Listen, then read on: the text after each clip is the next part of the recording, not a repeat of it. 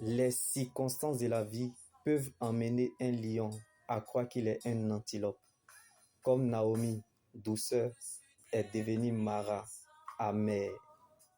Comme ceux qui ont et auront la foi, qui se retirent pour se perdre, en s'arrêtant en chemin, en marchant par information, en se laissant impressionner par les hommes, par la réalité de ce qu'ils vivent aujourd'hui.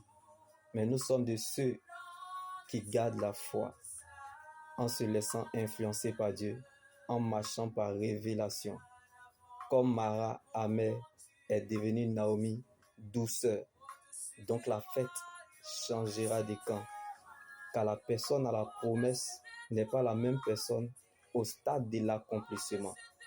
Alors, même si les vents sont contre à tes yeux et que tu ne vois aucun signe avantageux jusqu'à présent, même quand c'est le moment pour toi d'être rabaissé, accepte ce qui est blessé de Dieu, mais refuse de perdre sa présence, car Jésus est la puissance d'une vie impérissable. Donc tu peux tout perdre sans avoir rien perdu parce que tu demeures dans le véritable. Jésus est la vie dans vos années. Alors apprécie ce que Dieu t'a donné. Même si tu n'es pas encore devenu ce que tu dois devenir, mais commence à réaliser ce que Dieu a déjà fait pour toi. La nourriture solide, c'est pour les adultes. Pour ceux qui, en raison de leur expérience, ont le jugement exercé à discerner ce qui est bien ou ce qui est mal. Alors que personne ne vous trompe avec des paroles sans fondement. Car personne ne peut poser un autre fondement que celui qui a été posé, à savoir Jésus-Christ a mis en toi une pierre qui fait obstacle et un rocher propre à faire trébucher. Donc les obstacles ne peuvent pas changer le résultat, car cette épreuve est la preuve du juste jugement de Dieu, afin de vous trouver digne du royaume de Dieu pour lequel vous souffrez. C'est pourquoi je suis fier de vous dans les églises de Dieu à cause de votre foi et votre persévérance au milieu de toutes les tribulations, au milieu de toutes les persécutions et de vos difficultés que vous avez supportées. Si telle est la volonté de Dieu, mieux vaut souffrir injustement en faisant le bien qu'en faisant le mal. Pensez donc à celui qui a enduré et supporté une telle opposition contre lui de la part des pécheurs, afin de ne pas vous laisser abattre par le découragement. Si vous souffrez pour la justice de Dieu, vous serez heureux. Donc, ne te laisse pas vaincre par le mal, mais sois vainqueur du mal par le bien. Car les critiques sont les réflexions de leur amertume. Vous pensez que quelqu'un qui est heureux va passer son temps à vous combattre? Il pense que vous ressemblerez à leurs cicatrices.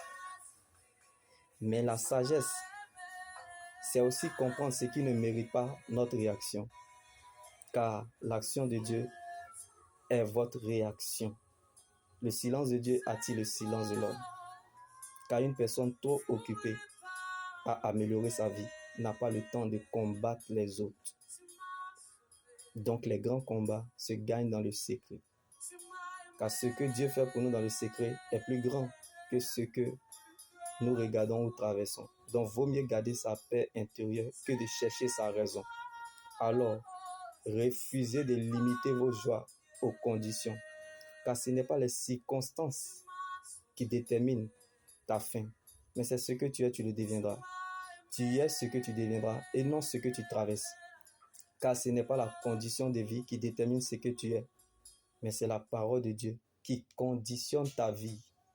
Comme ceux que l'Éternel aura libérés reviendront. Ils arriveront avec des chants de triomphe à Sion. Et une joie éternelle couronnera leur tête. Ils connaîtront la gaieté, la joie, la douleur et le gémissement s'enfuiront. La prophétie d'une personne est pour toi. Quelqu'un est quelque part. Mon Dieu le visite. Dieu vient à ta rencontre. Car il y a des gens que Dieu ne laissera jamais seuls, quel que soit le chemin qu'ils passeront. Comme David dans la vallée. Pleurer, trembler ou avoir peur ne veut pas dire que tu as perdu la foi ou l'espoir. Mais c'est l'ADN pour te faire avancer vers celui qui te déclare juste. Alors, vois, il t'a gravé dans ses mains. Et tes murailles sont constamment devant lui. C'est pourquoi il te couvre à l'ombre de sa main. Alléluia. Pour déployer un nouveau ciel et fonder une nouvelle terre.